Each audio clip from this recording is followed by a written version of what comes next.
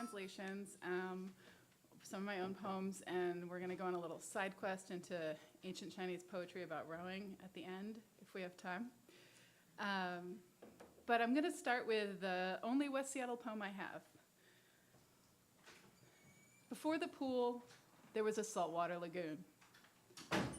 Men leave me alone now, mostly, and they have left me at an old blue swimming pool far into a park on the shore of Puget Sound. I have to walk through a forest and down an escarpment to get there. When I think of the men, I think of the blue of that pool, and I am happy, mostly. I like to swim at dawn when the mist rises off the water and blurs the edges of sea and sky. After I swim, I walk back up the bluff into the cedars and that smell, humus and trees in full green at the edge of the dry season, is the smell of ending.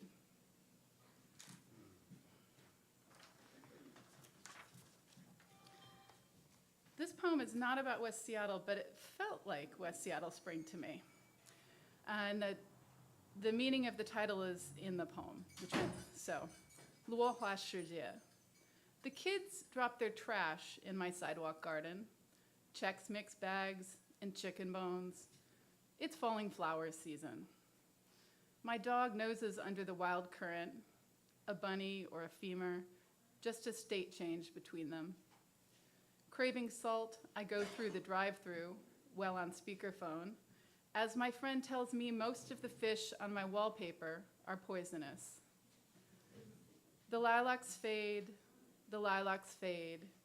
a youth glints on my steps, a lesser laughing god smoking a cigarette.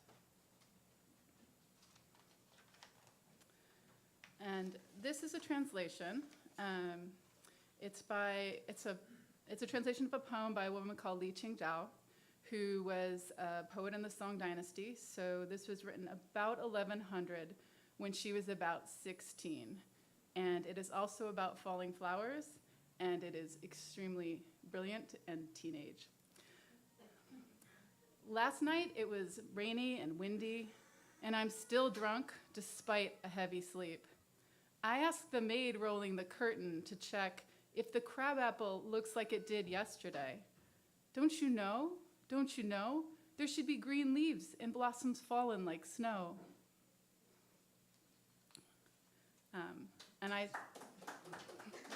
Yeah, that's the correct response to that poem. It is magical, and she is an amazing poet. So, staying on the theme of young women, this is one of my own poems, and it's topical to me because it addresses what can happen to young women.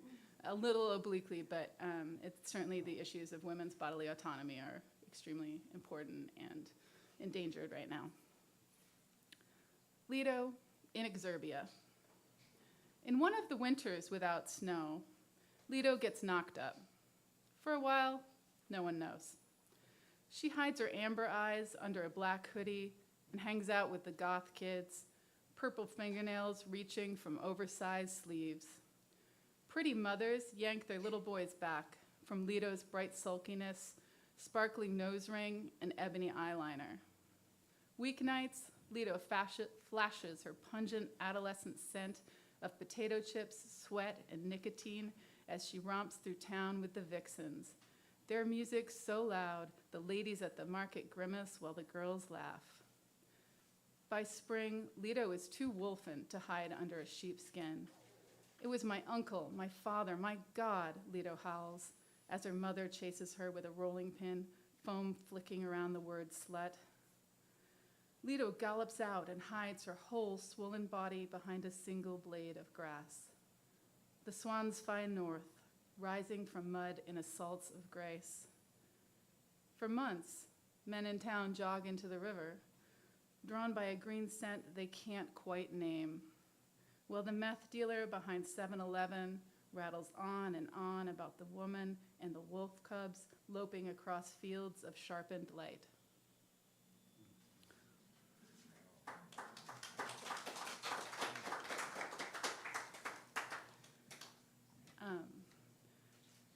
And because that, you guys like the last Li Qingdao poem. Nails and I just envisioned that as like it was so heavy. I can see her too. This is another poem to transition towards the darker part of our day. That was pretty dark, actually. Another poem by Li Qingdao, actually.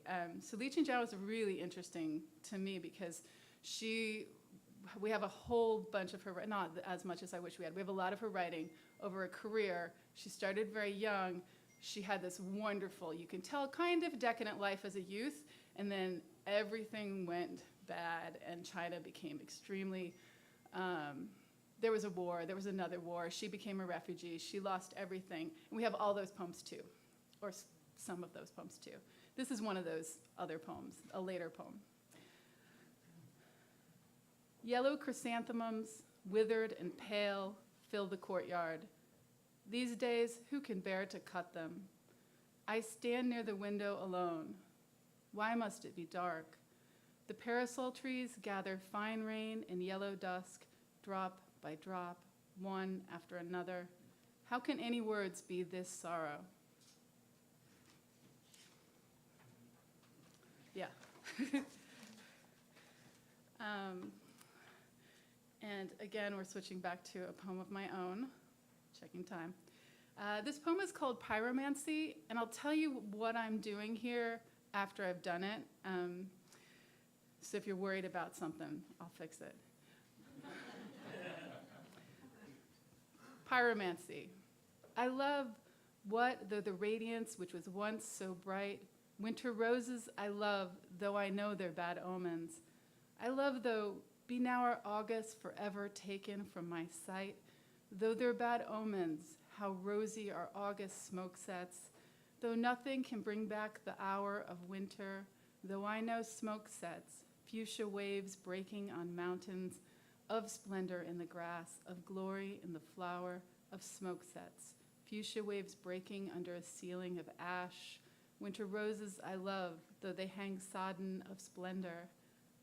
We will grieve not winter in the flower, rather find bruised, browning without flowering, strength in what remains behind in the grass of glory, of the radiance, of a weep of fuchsia breaking.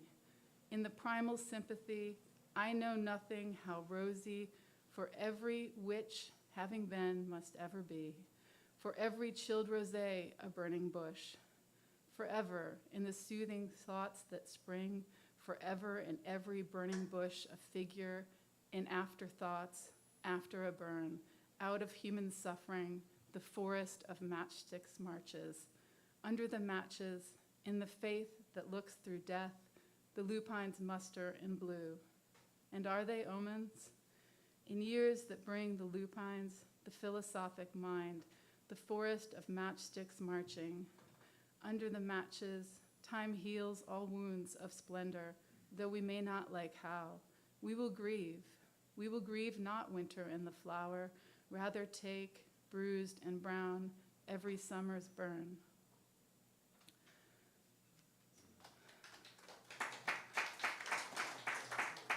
I can get half credit. So what that poem does is it interweaves my text with the full text of Wordsworth's Splendor in the Grass, which is what I was thinking some of you might be a little concerned about. There's your attribution. Okay, this next one, all mine. Grief Protocols. Take a canoe, red. Add 2 wiry teenage girls in Levi's. Add the lily pads. Add lilies in flower, yellow. Suddenly recall how lilies smell sweet, then rotten. Is there any way to do this right? I asked the priest, but he left already. Take your time, I tell myself. What is my time? For any of me still here, find something. Are any of me still here? This might be one-way glass.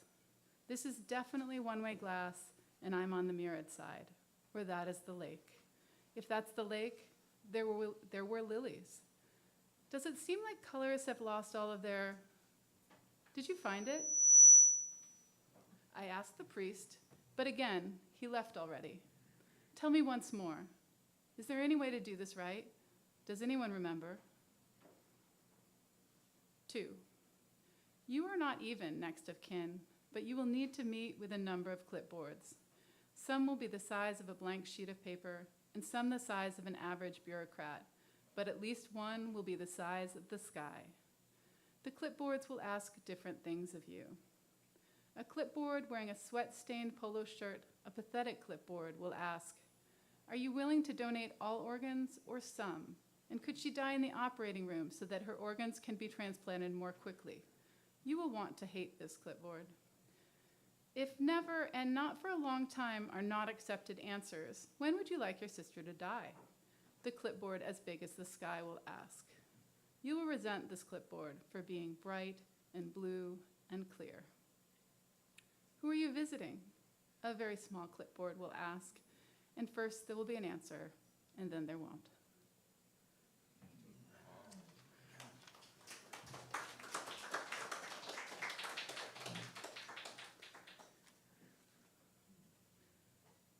One more before the side quest to rowing poems. Consider whether solutions exist and if they are unique. Agree with me that the easiest thing to remember is a garden, plant by plant, easier than a sister's trauma or your own, disassociation being a word you just learned to remember, but you don't, and your sister does remember, or maybe she makes it up, stitch by stitch, satin and chain and stem. My sister once embroidered a Christmas stocking with a teddy bear for my daughter. My sister is the disassociation. I believe I'm looking at blue forget-me-nots. I don't believe my sister has any in her garden, but I do. Although every year they get leggy, sister, I let them grow. What did our father do and not do? I lived through it all and I don't know. My father's sister taught me to embroider, needle piercing cloth, forget me not, forget me not. I was with my sister this year for my birthday, and all day she didn't wish me a happy one. This is, of course, the sister stitch. Across the embroidery, neat blossoms that almost look like real flowers, a memory I can't sister.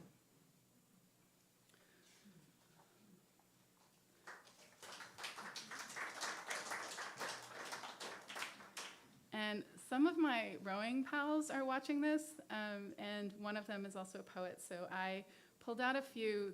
We've transitioned, side quest, to some rowing poems from. These are actually all also from the Song Dynasty in China. So about 1,100-year-old poems, and they're just 3. The first one is actually by our featured poet of the evening, who is not me, Li Qingzhao, and this is also an incredibly famous poem. Has rhyme. These all have rhyme. And only one case, maybe the last poem I read, you'll hear the rhyme translated well, in my opinion. I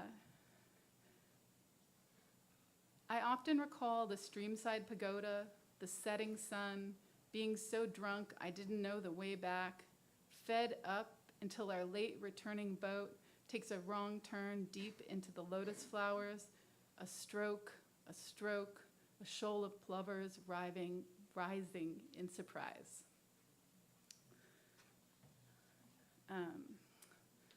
And the title for all of these is traditionally just the first line. So this poem is by a man called Sima Guang, and it's sitting in a boat at night. Sitting in a boat at night, a sail of sand spills from the shoal. Willows on the bank wind a barge. The little city blurs in the distance. The water ruffles. The first lights turn on.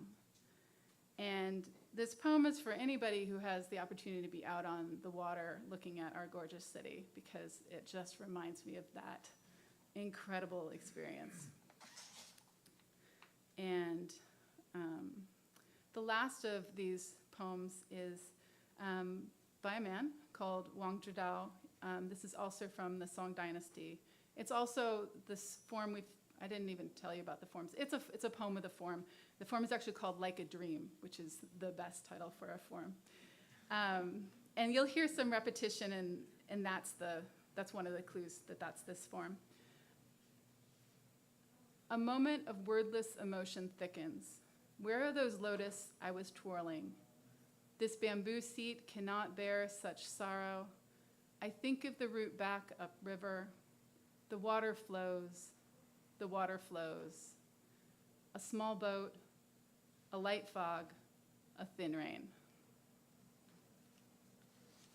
That's the end of that one.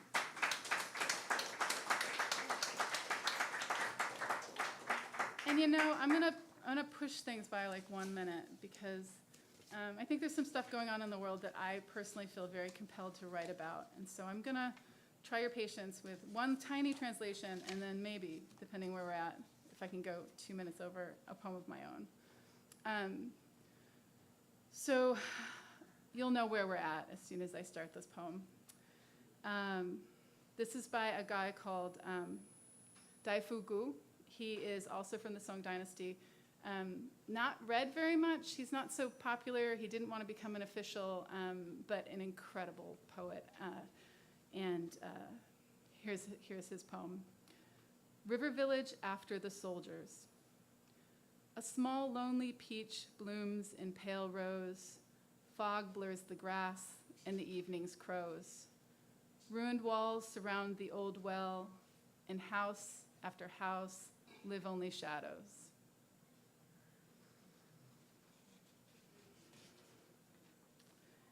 And I can't stop writing about the war. So I'm gonna try your patience with this last poem, which is,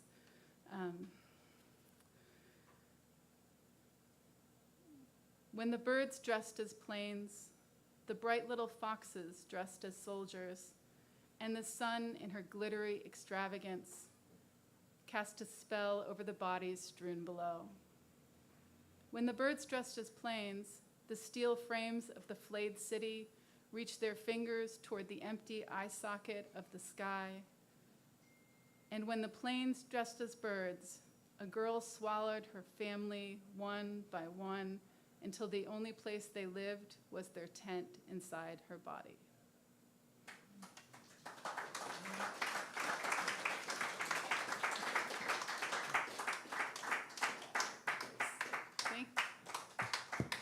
All right, I actually grew up in West Seattle, so it seems very appropriate for me to be reading here tonight. I'm going to be reading from my brand new collection, Wholehearted Half-Truths, prose poems.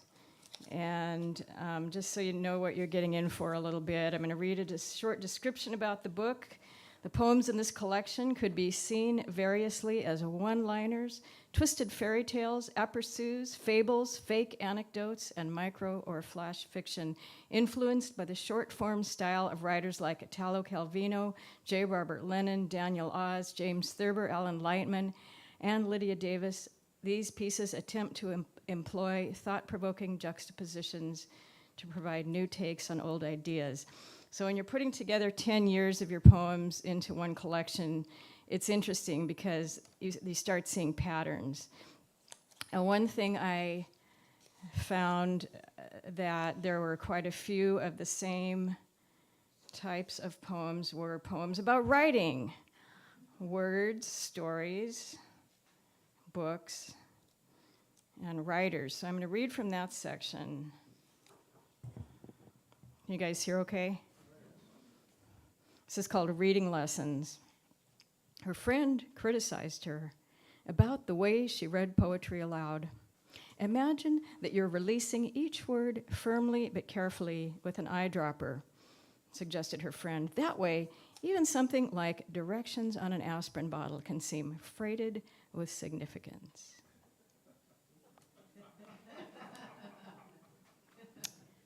Ode to Old Pens. My life reflected in this sudden, interrupted flow. Why don't I just break down and buy all new? This I won't do, because flow should be free.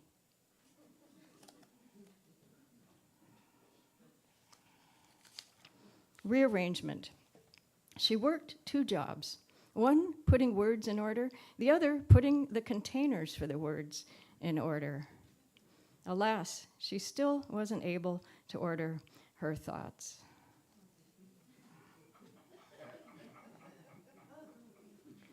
This is called Ghostwriters, a small town determined to maintain its reputation as a literary hotspot, poured large amounts of funding into simultaneous writers' residencies.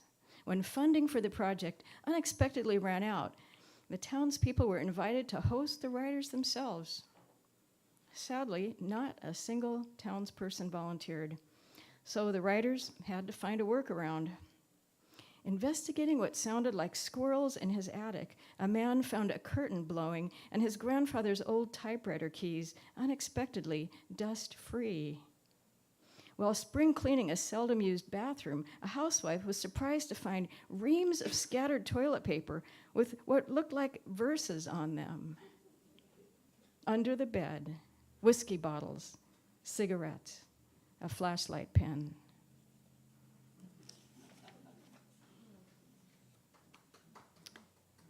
Competing with myself. I caught my clone reading my diary. Another time, I caught her being happy on a day when I was crying. The next day, she wasn't around. I was just about to call the recall factory when I got a message from her. Decided to be an independent contractor, it said. Good luck with everything. Then I started getting weird reports about personal projects I hadn't even applied for yet, getting finished by somebody else. That's the last time I leave my diary lying around. A fitting end. A fable writer mistakenly submitted his latest piece without including the moral. When he contacted his editor, the editor responded that the piece was perfect as it was and would be published immediately. When the magazine came out, he got quite a few responses. Fully half his readers loved the piece, but interpreted it completely opposite to how it would have been with the moral. Questions for the reader. Does this story need a moral? Why or why not? If so, what should the moral be?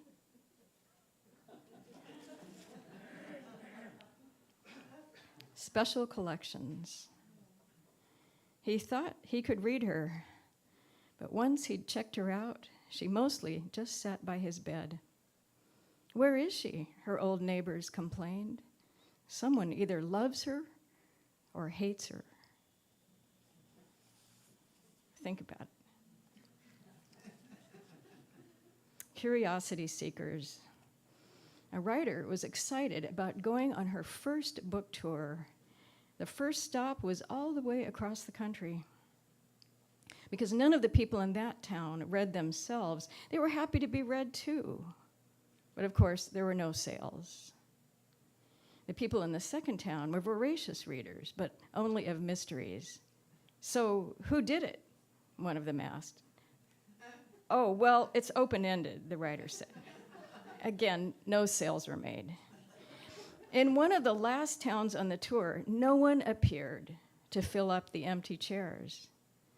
How long should we give them? She asked the organizer. Oh, lots of them are there already, the organizer said. They're just extremely small.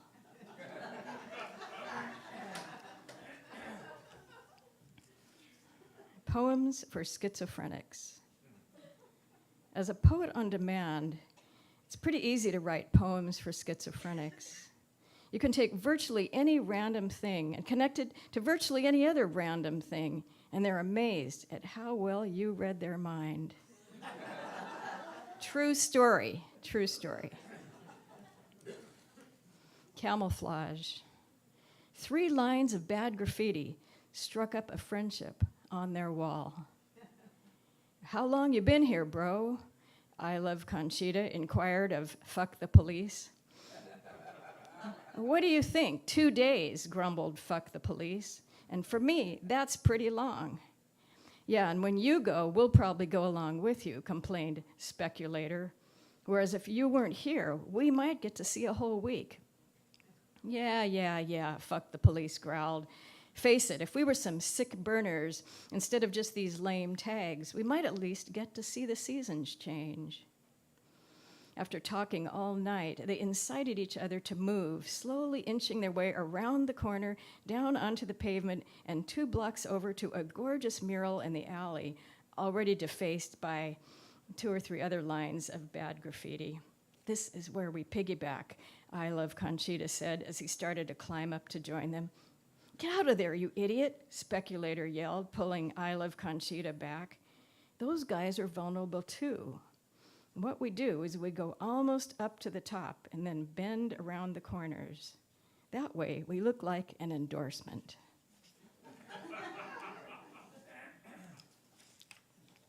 The Writer's Block Convention. A lecture on how to make excuses. A workshop on how to get your spouse to support you. And for extra credit, a panel on just how much you can drink before getting thrown out of a bar. Some temporary consternation when one conventioneer came in with not 1, but 2 completely finished novels. But then things were cleared up when the writer stated that both of them had been needing to be rewritten for over 5 years. Recombinations. We were desperate for new sentences. Both our outside sentence man and our inside sentence woman were old and close to their term, and thus often distracted. Piles of unswept up words lay on the lawn, and participles dangled casually over the neighbor's fence. Inside, unnoticed words gathered dust in corners and beneath the furniture, and clumps of random words lingered on the stairs where our tongues often tripped over them. Finally, we broke down and called our old agency, only to discover an unhelpful new glut of sentence gig workers, everyone doing it, no one doing it well. After some hesitation, we determined to start trying to do it ourselves. How had we managed all those years ago before we'd relied on our help? Not sure which words were keepers, we didn't know what to throw out, yet it took us all day to simply put one phrase together. So I often like to write about towns. I was really influenced by Italo Calvino, Invisible Cities, and also Alan Lightman's amazing book, Einstein's Dreams. He talks about strange towns where things are done a little bit differently. Permission to come aboard. After being banned from almost every social setting for their outrageous behavior, a group of fools decided to band together to charter a ship that circumnavigated their island town. In this ongoing one-vessel parade, they were free to be who they were. After a while, the townspeople started missing the fools and reacted by banning the wise people for their over-seriousness. These new exiles were smart enough to know a good thing when they saw it and chartered their own ship.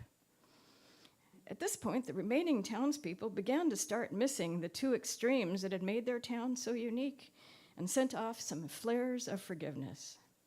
But both the fools and the wise men had been burned too many times to fall for that.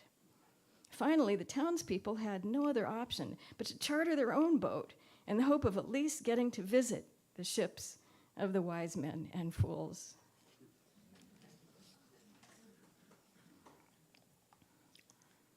Good fences.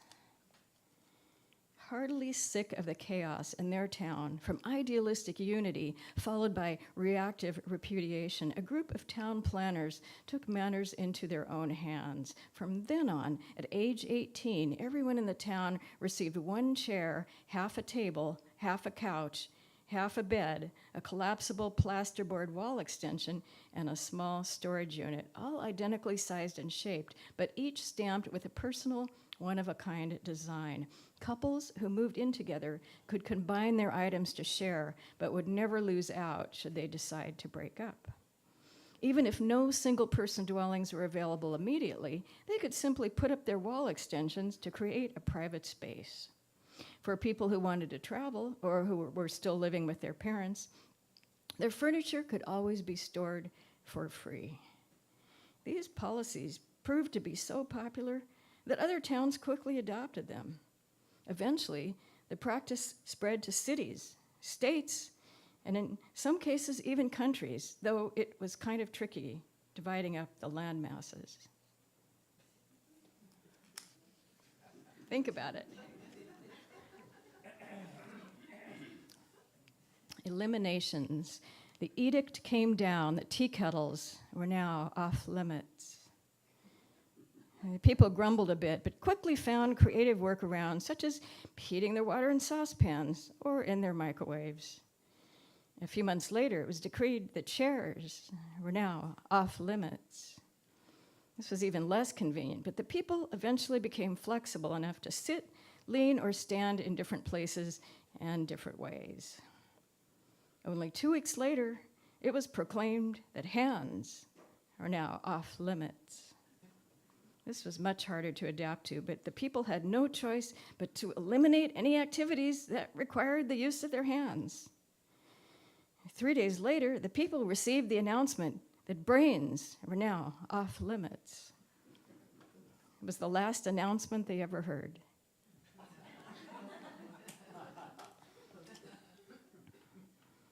Ghost town.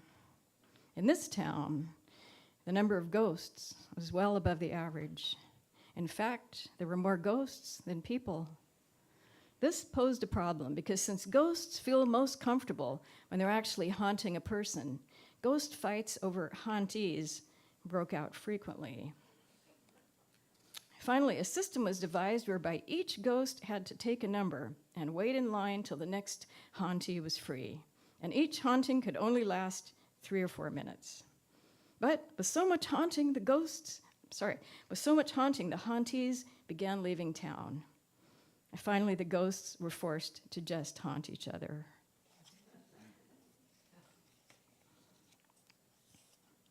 Progress. In this town, things often seem different. Whole buildings spring up out of nowhere, while others disappear. Entire communities abruptly vanish, while new ones crop up in their place.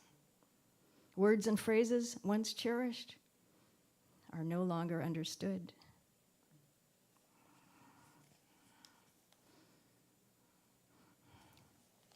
Reluctant resurrection. In this town, they take multiple life sentences seriously. When a prisoner dies, his body is cryogenically frozen so he can start his next life sentence when science gets sufficiently advanced. Good idea. Aging relatively. In this town, people live longer but mature slower. Toddlers till their 20s, they attend public school through their 40s, begin some form of higher education in their 60s, and develop families and careers typically in their 80s. For women, the 80s and 90s are the prime childbearing years. Sadly, the same kinds of skewed male-female dynamics prevail, as do those in other towns. While a spry gentleman of 130 can still have a respectable relationship with a woman in her early hundreds, it's looked on askance for a woman of 125 to be with a younger man of only 115.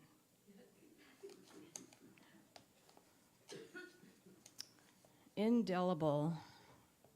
Half the people in this town have birthmarks inside of their brains. Compulsory x-rays in childhood detect them, but as part of a study of whether ignorance is bliss, nobody is told their results.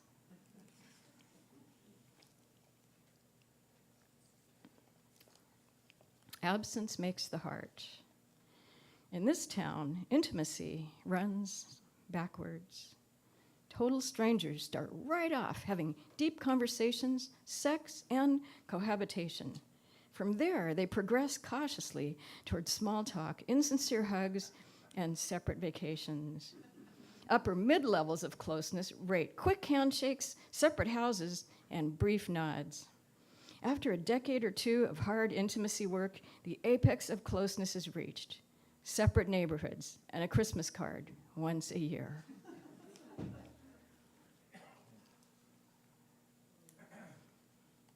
Unhappy returns. In this town, they take birthdays seriously. Every home and office has a special birthday room. The room is programmed to flash the birthday person's name in blinking lights, followed by a recorded message directing them to enter. In lieu of decorations, cake, ice cream, or presents, this room contains a logbook in which the birthday person is tasked with recording their failures, successes, sins, and losses of the previous year, and their resolutions, expectations, hopes, and fears for the year ahead.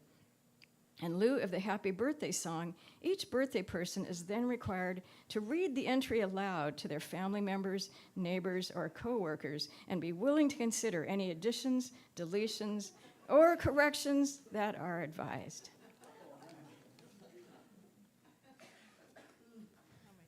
Well, thank you so much, Poetry Bridge, and this coffee shop, and my friends, and my family who are maybe watching live stream on the East Coast, possibly.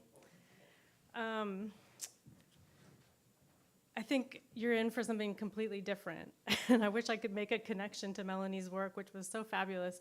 The one thing I will say is with the last name Thurber, we had every James Thurber book in our house, and I read them before I understood them, and they're still part of my lexicon, I guess. But my work tends to not be humorous, actually. I hate to say it. I tend to write about nature and family. A mom, so you'll see my kids show up in my work too. I also think of myself as somebody that's giving voice to things that are otherwise unspoken. And with that, I just want to warn you toward the end of my selection, I just want to give you a trigger warning because I'm angry about some things that are happening in the world right now. And I have some somewhat graphic poems that touch upon that.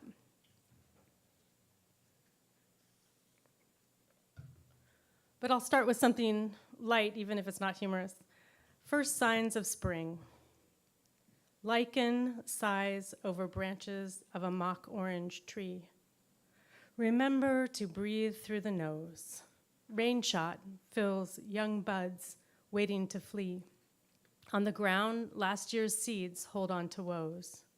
Frogs creak across banks of cattail and stone. Their echoes search for mates. Water amplifies the drone to catch crickets and steal their fates.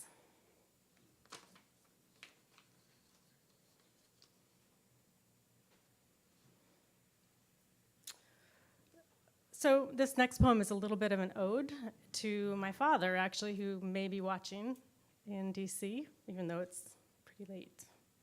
It's almost 10 there. Corner store. I remember open bins of sweets and dark wood shelves holding glass jars with impossible colors, a candy necklace that I could maw and the elastic would never break, and the beads of sugar finally dissolving, unlike any homemade treat I had ever eaten.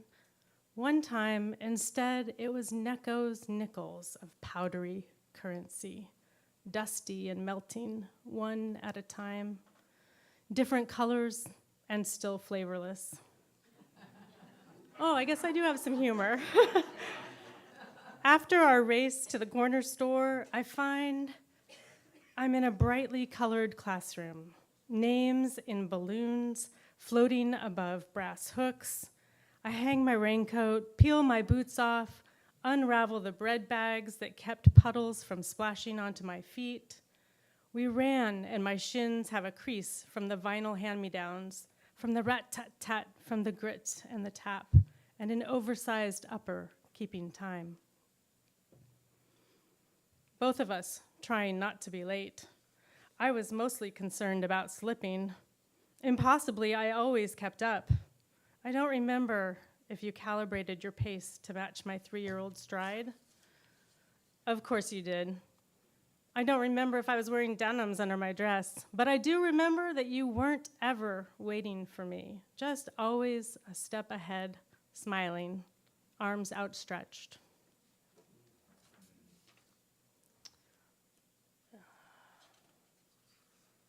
I timed myself earlier and I was way over, so I'm going to skip a couple here.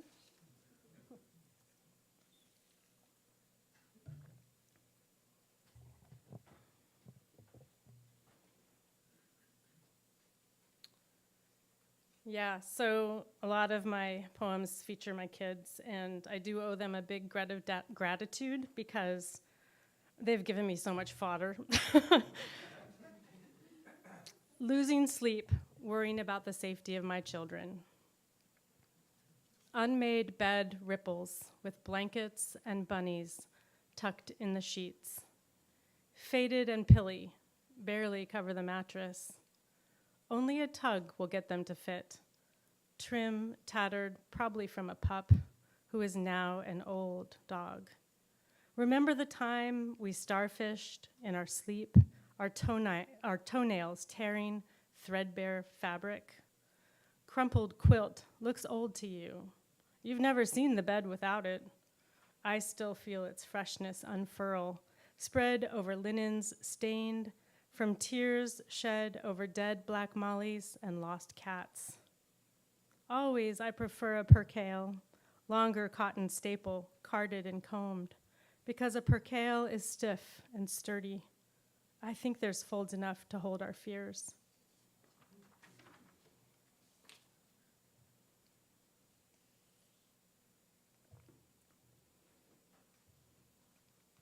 Out of place for my 19-year-old son at a poetry reading. Crack your knuckles. Displace the fluid in your finger joints, too. Slump to my height in your velvet seat. We lower our eyes to blur the crowd. Level-headed and forward-focused, we try not to block anyone's view. Together, you and I, equal and relaxed. We relate. Ice cream melts on our counter, too. Chickens really do run in circles after their heads are cleaved. Cars slam into trees, discharge airbags, and still crack a clavicle, wrist, ulna. Accidents happen. Injuries heal. Shattered cell phones are replaced. We inhale deeply, fill and release. The truth is here in these chairs and bones. So I just have to tell a quick little story because it came up at dinner before the reading that I wrote that. My son is now 26. I wrote that a few years ago, and it's been edited a bunch of times. But I asked him very recently, hey, do you remember that poetry reading we went to with Ellen Bass, who I was so excited to see, and it was kind of a bummer, and blah, blah, blah. And he goes, what are you talking about, Mom?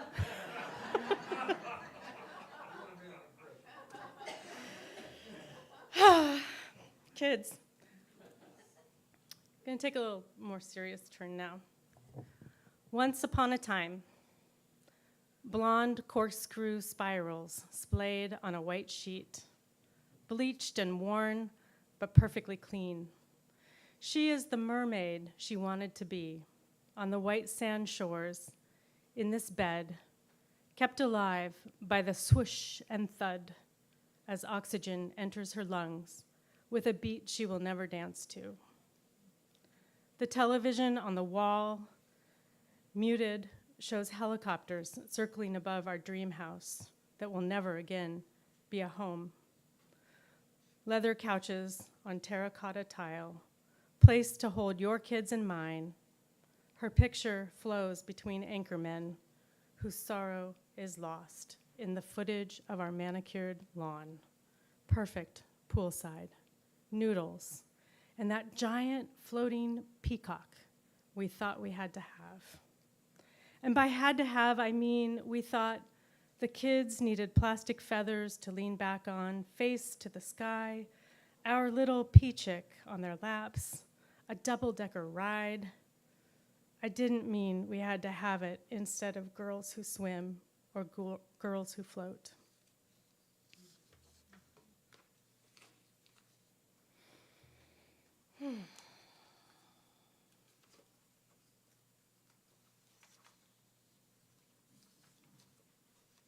This next set of poems are a little bit like love letters that you might find in your great-grandparents' attic, or maybe your great-grandchildren would find in your attic long after you're gone, under the silver and the china in a big steamer trunk. Our wedding. It was gray, which meant no one was squinting in any of the photos. Come rejoice, come join the rejoicing of holy matrimony. The thick promises no human can stick to. I remember walking down the congregational aisle, alarmed to be heading to a stage to be the center of attention. I remember I forgot to pull roses from my bouquet to give my mother-in-law to be, white roses, peace offerings. I have probably forgotten how my hair was straight and stringy and how my fingers dug into his. I have probably forgotten how when you leap from being someone's daughter to being someone's wife, you leave behind your mother's hopes for you. I have probably forgotten that all she ever wanted for me, for anyone, was space and time. In the bathroom with a bridesmaid adjusting my train, I found birdseed in my bra, pelted by sunflower seeds and millet, because rice expands in the stomachs of birds, and one cannot fly when one's stomach is exploding. And so we run into time and space together. I don't remember needing anything more than his hand holding mine. I remember waves in my hair and a Stevie Nicks skirt swaying in the wind. I remember wondering how to kiss in front of this crowd. I have probably forgotten that we wanted 10 kids, or was it 10 puppies, or was it just me? I wanted 10 of something.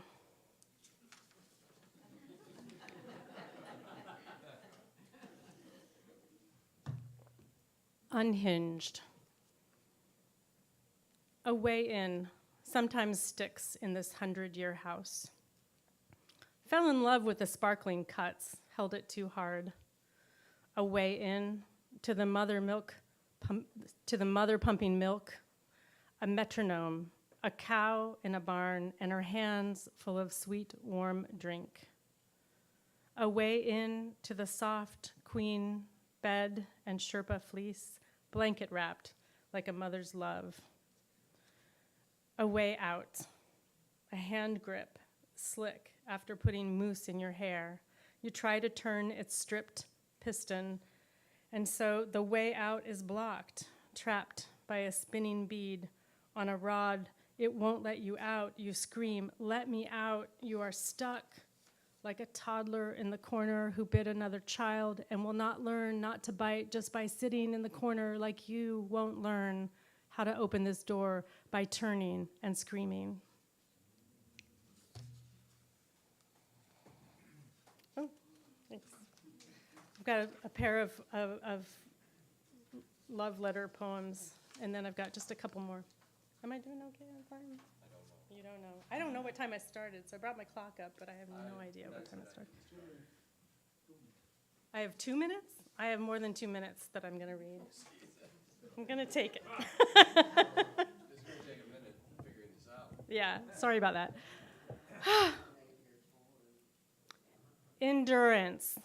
Where are you beside me now that our limbs are trimmed and climate change gifts sweetness from a sultry sun? Our peaches flourish, draw bees, more peaches. I ask you to harvest the fruit of our labor. Kick the bruised, imperfect, grounded widows aside. Raccoon fodder, or maybe feast for Norwegian rats. Prop the ladder. I will stretch beyond reach as you buttress our makeshift lift. We both watch for turning ankles and core weakness spilling me into wild lemon balm, bachelor buttons, and Shasta daisies. A faded friend divided those flowers one spring.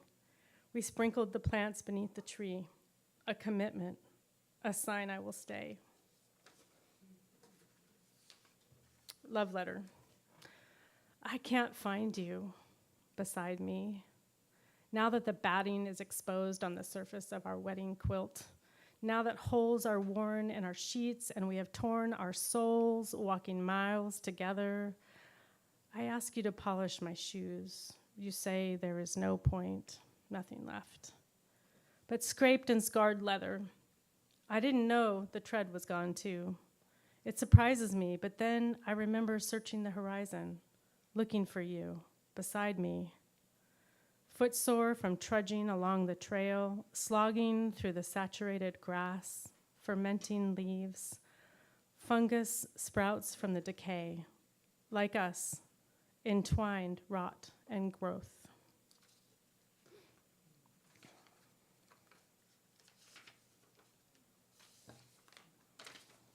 Okay, 2 more. Just changing my order up here a little bit. Dear Christine, I know you would have preferred to remain anonymous, but here we are again, talking about your whisper-thin shirt and flowing peasant skirt as if any piece of fabric matters in this story. I was there. You may not know. Splashing in my bikini, goosebumps, watching the boys volley balls over the net. The room off the pool, now I know it's a pool house, an actual house with a kitchen and a bathroom, Hawaiian prints on the oversized couch, more throw pillows than people. I was there. He stumbled in, sweet-talking, slurring his seduction prattle. Shoved me to the couch and some friends smirked, and at first I kicked and tried to push him off me. I felt funny, pinned like a rag doll, sinking into the down. What you and I both know is this: we didn't have a say at that time.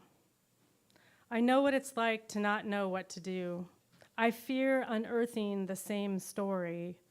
Surely, you and I, we have intertwined vines holding us back. How can you bring this up 30 years later, I hear people ask. I hear people say, but he's worked so hard for this, and wonder how his mother, his wife, his daughters reconcile their guy with the beast you describe. Certainly, he appears calm and gentle, a pillar of the community, because community for him, and I know I don't need to tell you, consists of boy men. But of course, have the salmon roe on crostini. But of course you can drink my wine.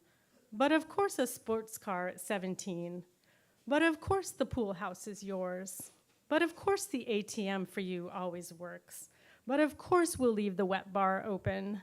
But of course we won't be home. But of course, when a girl goes to a party where she knows boys will be drinking, but of course, why wouldn't she expect boys will be boys?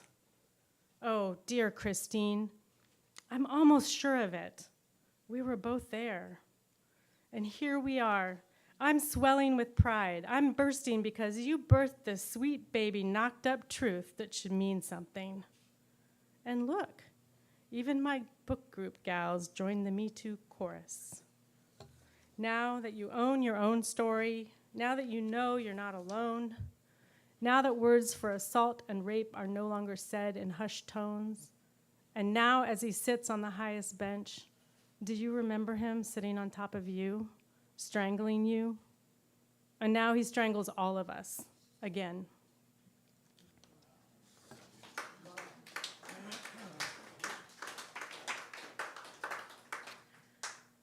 I'm trying to figure out how to say this. This is the last poem. It's a poem, it's a plea poem. It's a poetry pleading you. And I think you'll understand. But if you don't, well, I'll just tell you, get out the vote, please. Obfuscation. You leave your ID on the nightstand. Even worse, the Uber won't turn back. Super Tuesday might seal the deal. But then again, won't we all be losers? It's like showing up early at the donut shop to find your favorite Bavarian cream-filled Bismarcks sold out, or finding that new bakery only makes maple bars. Pundits pretend to pivot their opinions, swing in darkness from peg to peg, like the pendulum wire at the base of the flag in the Smithsonian. A party of penguins, of parrots, of amplitudes. It's just another weekday, and attitudes abound. Already, sanity feels endangered. Do you even know how many ballots sit unopened on kitchen counters or keep tin cans company in recycle bins? The gains of the Me Too movement are lost to the rise of doublespeak. Yesterday at the podium, you see that guy who got away with raping you and wonder who else clutches their stomach. Suffer the ocelots who oscillate between thorn scrub and mangrove. They fool you into believing they are domestic lovers of couches and sunbeams. How to move pens to oval bubbles when our views are no longer valued? How can we sign the envelope when today no one wins? The ink is porous, writing a shopping list that includes marmalade and milk, basics of humanity. You're not wrong to lose faith when you know that I voted sticker will fall off your shirt only to be trampled. Jump out at the red light anyway. Run back to grab your passport, just in case.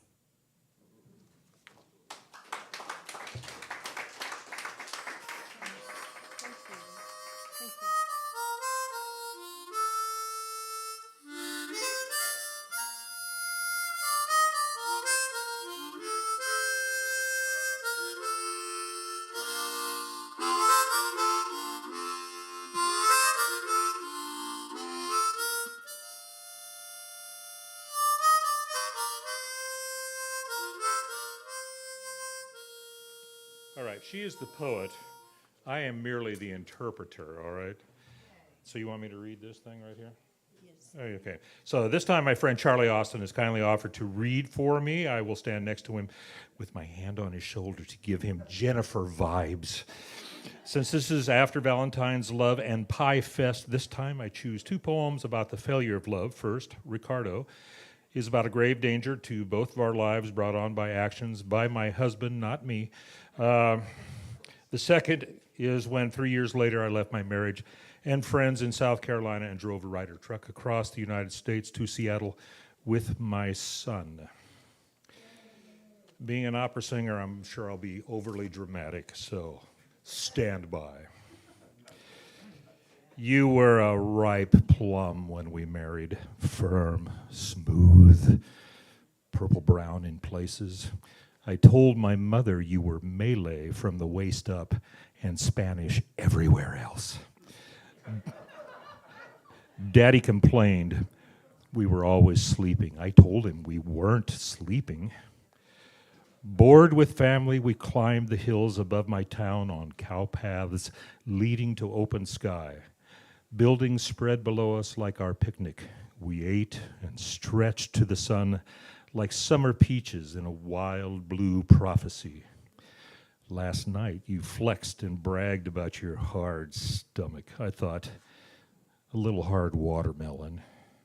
Belly slightly distended and family puffiness in your cheeks. We often wander separately, feast less. This evening, I trudge home late, watching for snakes on the road and flinching from trucks and vans. Already, I've reached the end of the lights, and I wish you were with me. I must pass through that narrow corridor of trees. I can't see the sky. Owls call, and I hear things dropping from the shadowy branches like rotten fruit. Won't you come walk with me? We could talk and turn together to shout at the tall dogs that stand watching in the road behind us. It's okay to clap.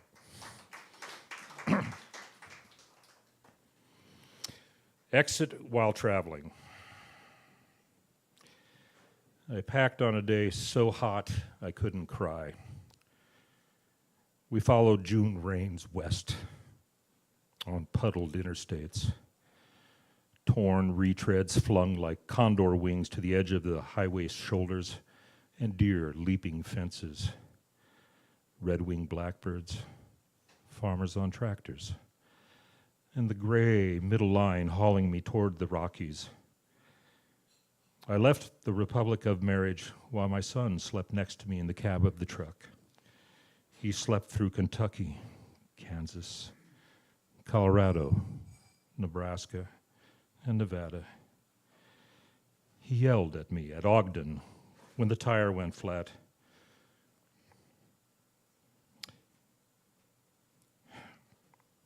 And held me when I wept for the keys I lost to doors I'd never see again.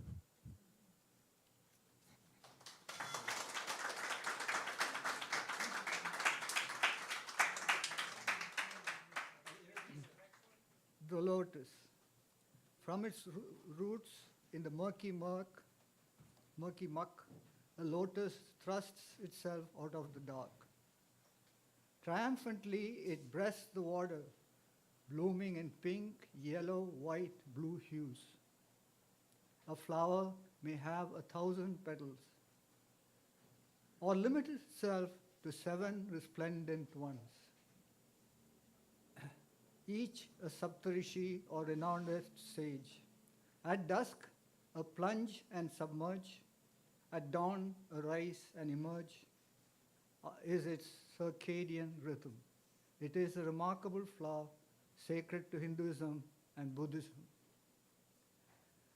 There are no lotuses anywhere in this suburban reality. Maybe there are secreted in the gardens of the wealthy. Golden lotuses too, perhaps. They that have everything, how much happier are they? If there is a God, there must be a heaven and a hell. Hark, the ringing buzzer summons the inmates to supper. The public realm. But I'm reading tonight from a book of verse. It's called Fix the Sky. It's got classic styles like, sonnets and ballads, and also many new poetic styles. This first one is from a long sequence of blank verse about American history, and it blows university history out of the water. Verse 1.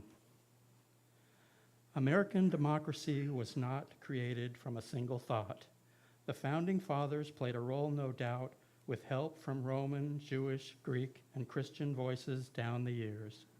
The seeds of liberty became an overdue enlightenment that Paine and Jefferson would alchemize into a plan to guide the state in hostile days. Though pale hands took the credit and the pay, the legal frame was built from Hiawatha's rule.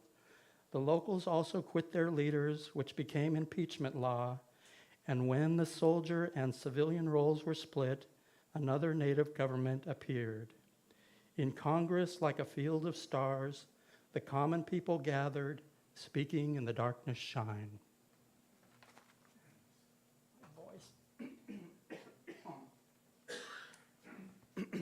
So some tell stories with just a single rhyme, and others tell stories with recurring rhyme, and that's what this one does.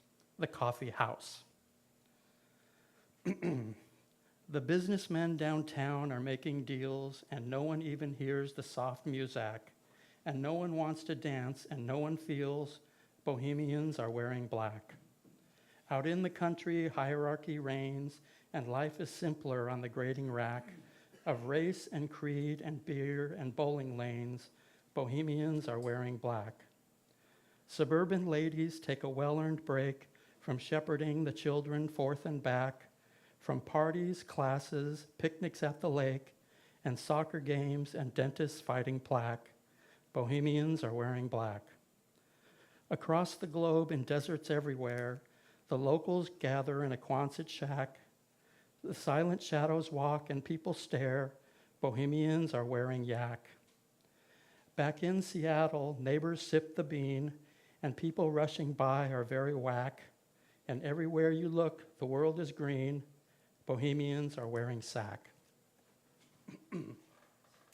Last one, this is a sonnet with rhyme patterns at the beginning and the end of lines. It's AABB and also the Italian ABBA. I don't think this has been done before in English verse. Sonnet 1. A son like me in looks as well as thought, a guarantee my hopes will be again. In future places I have never been, and running races I have never sought. Our daughter in between the earth and sky, where beauty can be seen across the years, a dove that sings amid the rain of tears, above the weight of time our spirits fly. A wife like you who will be there till the end, and always new to me your gentle sighs are no less fair than the light inside your eyes, and no less rare to be a loving friend. I see into my heart the day I found my dream of you, the autumn colors all around. I've written thousands of poems, and I'm always hearing or seeing prompts that get me going.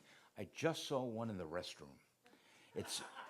It said, sensitive pipes, please be gentle.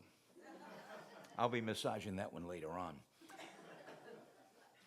All right, I've got a long poem. I'm just going to read half of it so I can get a second poem in.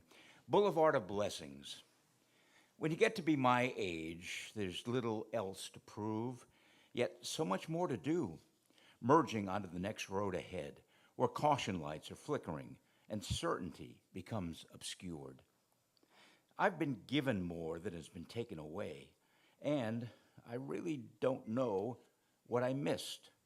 I didn't know what I was missing till I found it, then lost it, and then somehow found it again, learning so many lessons along the way.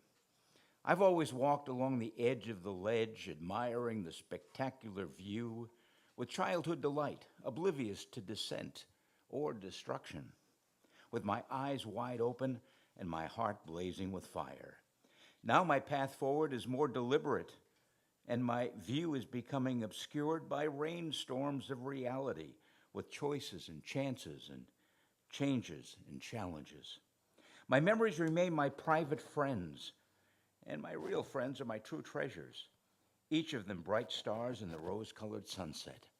I pull off the side of the road. I look through an old cardboard box overflowing with snapshots, signposts along a road well-traveled, still sticky with memories, as relatives and friends come back to life, if only for a few moments, at the intersection of then and now. As I look into the rearview mirror at a private celebration of my life, the good, the bad, and the somewhere in between. My children and their children are scattered like summer leaves, scattering their seeds of love and life and loss, traveling on their own private roads at their own chosen speed. My wish of having them close by never came true, so I watch from afar with sadness and a certain awkwardness, often wishing that they were as proud of me as I of them. Thank you. My second poem, Sunday obviously is St. Patrick's Day. I am 100% Irish, and so it is the title Irish Blood. I was an accidental son, the son of an Irish immigrant, bleeding Irish blood from all my childhood wounds. My best Irish friend was always me.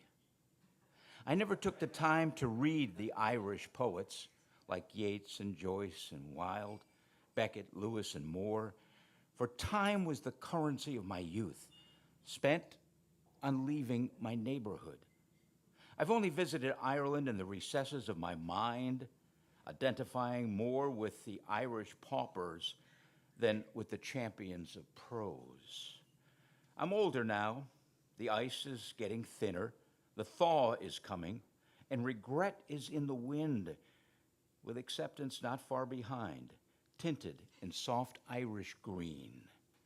The only Ireland I can see from here is through the eyes of others, in their photographs and memories, in their stories and songs, and in whatever Irish blood I've been able to pass on to my wild Irish children.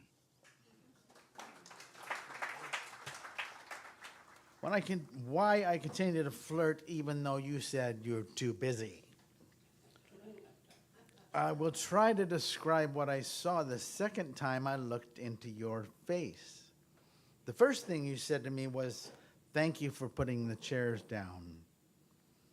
Odd pickup line, but I picked it up anyway like an errant thread in a busy colored carpet. The second time I looked into your face, I don't know what you said. Your face was younger, like a child, like a Chiara basked in, surrounded by a bright white light. I take visions like that to heart. I will give you this for those with racing minds, like I sometimes have. It's called The Seagulls of Alcatraz. Seagulls of Alcatraz don't have any fond or bitter memories. They're glad to have a rock to stand on to watch the city across the bay. Thanks very much. Okay, what shall you do tonight? There is a window you could look into, to a door you could walk through, to a crack in the night where you could disappear, to the streets where the black carpet is rolled out to take you turn after turn, by the houses with the closed gates and the dangling keys. And when you reach the edge of the city, past the warehouses and factories, go into the openness of the highways and fields, forests and mountains, if you don't get hopelessly lost. Or see the hands of the clock start to spin as you pause for a moment to strengthen your reserves, but find you cannot stop. Go to the edge of the ocean to hold your breath for a very long time and dive into the watery depths, down, down, down to fathoms, so far below our world where no one has ever explored the curated things that you will see. And when that is complete and your body is quaking with knowledge, then what? What will you do with tomorrow? Pull the blinds on the window and watch TV?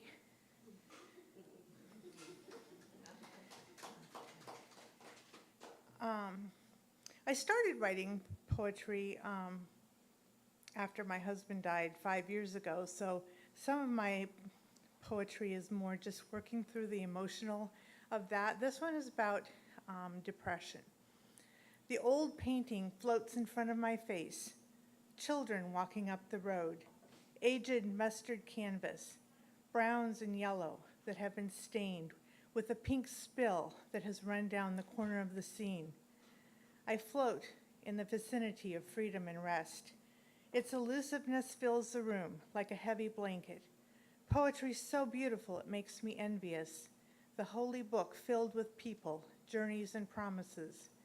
I know that walking would clear my head, but the blanket is heavy and I cannot move. I see people going to church and I cannot move fast enough to get there. I get up and I sit down and I do it again. I write, but the words are heavy and ugly, a wet woolen lump in the corner of the room. I read her poetry that is gossamer and intricate lace. I envy her way with words, the light, the hope.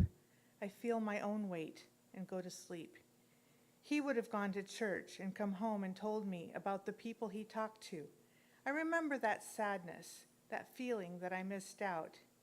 Today, I know that I missed out again. I wanted freedom and rest, but it didn't come to me.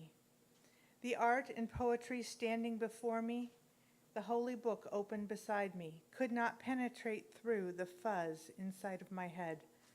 It was not a terrible day, but it was not freedom and rest.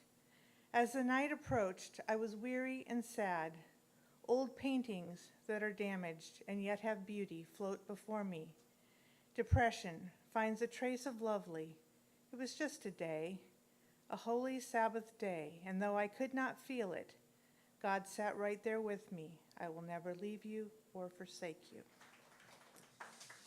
Hello, any architects in the house? Good, good. Big apologies if there are. I love architects, but this poem. Hey, got a question. Where have all the real architects gone? I wandered old London wondering, where have all the real architects gone in the shattering spasms of centuries? Where are the putrid gutters of Covent Garden? Where is ratty Goodge Street and fly stench Peckham, now that I need them? Bludgeoned into modernity, that's where jackhammered and screw-gunned into glass and steel efficiencies. Today, I need inefficiencies, cracked stones underfoot, crooked streets, gaunt lanes, gargoyles dripping tears. Where are the honest bones of memory? The steamy cafes where old men tipped milk into their coffee while writing manifestos with nicotine-stained fingers. Where are the West End shadows where faith hugged the wild children by day and clung to their fathers by night? Architects, you are the visionaries. Be the rememberers. Look forward and back. Echo future. Reverberate past. A structure is strong when it makes you strong. A structure is beautiful when it reflects your beauty. Build your proper pasteurized cities, but smudge them with midnight trombones and clattering subway trains. Brand them with rollicking cowboy bars and ragged December slush. Cloak them with gray ghost bridges and huddling midnight bonfires. Soak them with piers lapping lonesome at dawn. Caress them with dimmed chandeliers where we snuck into plush Odeon seats and stole love in flickering darkness. Architects, leave room in your plans for cracks and knots and gnarls, misalignments and miscalculations. As you scrub us into the future, please leave your bleaches and deodorizers under the sink.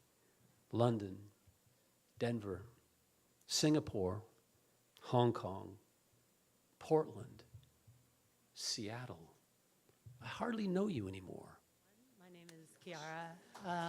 I haven't read a poem to a group since high school because I'm very shy. This is one of my poems called Zombie. You told me that you'd seen me with her and that you'd had enough of lies. You slammed the door, and that was when I knew we'd never meet again. You said I never listened to you. Perhaps it's not too late to start. In honor of your memory, I took your every word to heart. I wish that I could say I'm sorry and that my love was true, and though I might have cried her name, I only thought of you. You told me I should get a job, that my potential's being wasted. I started work and didn't stop. I clawed my way up to the top. They told me that I have ambition and all my references were glowing, but every time I went to work, I didn't know where I was going. If you ask me what defines me, it isn't what I do. Throughout those business presentations, I only thought of you. You told me I should find another. She wasn't very hard to find. I'd kiss her lips and hold her near, tell her things she wants to hear. I made a family with her while you were far across the ocean. You were going through your trials, and I was going through the motions. Now she's buried in the ground, and still she never knew that every time I said I loved her, I only thought of you. I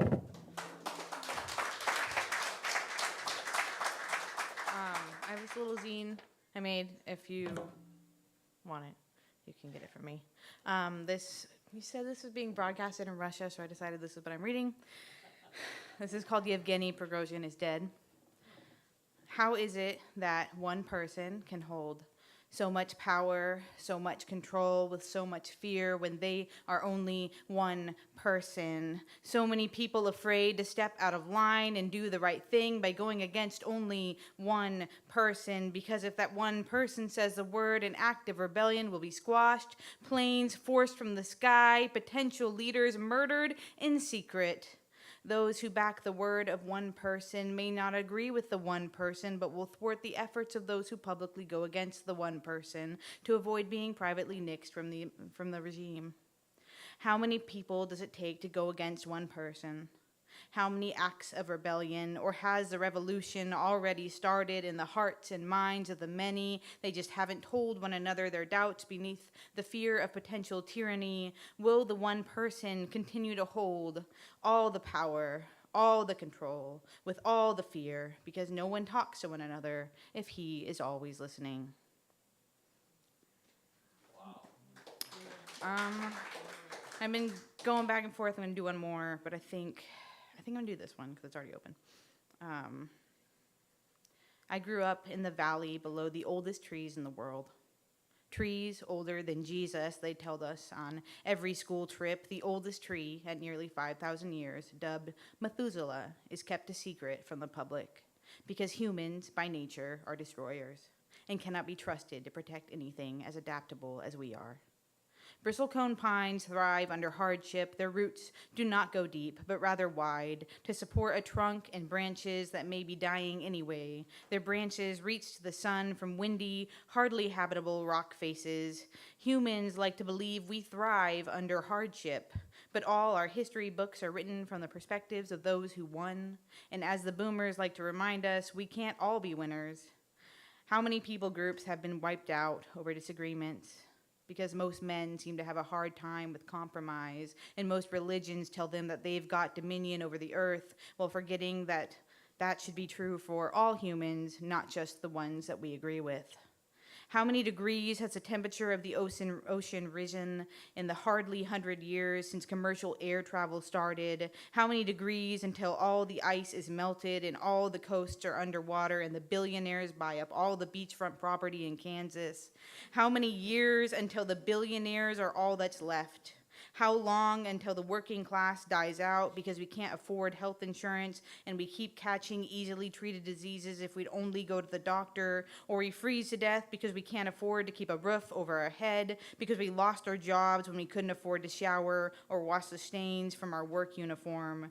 Someday there will be starving billionaires because they never learned how to prepare their own meals, and their cooks all died of lung cancer caused by the pollution in the air from their boss's private jet. And I can only hope that Methuselah outlives them all on her lonely mountain, kept a secret from everyone.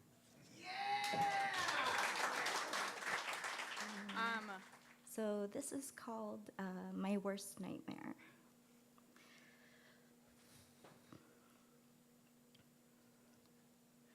Why can't I breathe? The air is so thick like molasses, sweet and syrupy like the words you used to lure me here.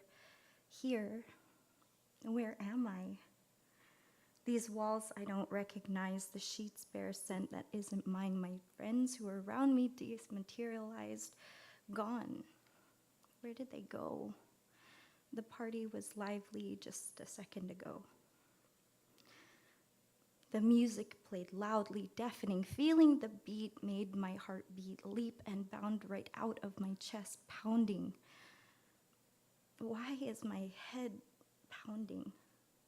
The pain takes over the fog in my brain. I try to speak out, no words coming out, just tears spilling out. I no longer have doubt that I need to get out of his grasp. His grasp. Who is he? I don't recognize him. Though he wears your face while hiding the fangs, I'm feeling the pangs of regret, and the pain is killing me, breaking me. Why are you hurting me? I don't understand. If all along you had this aim to play this shameful game and to shift the blame on me and restrain my ability to protect myself. Restrain. Why am I restrained? I'm already paralyzed. Paralyzed by my fear, paralyzed by my thoughts, paralyzed by the drug you used and slipped into my drink, slipping into unconsciousness. Will somebody please Wake me from this nightmare.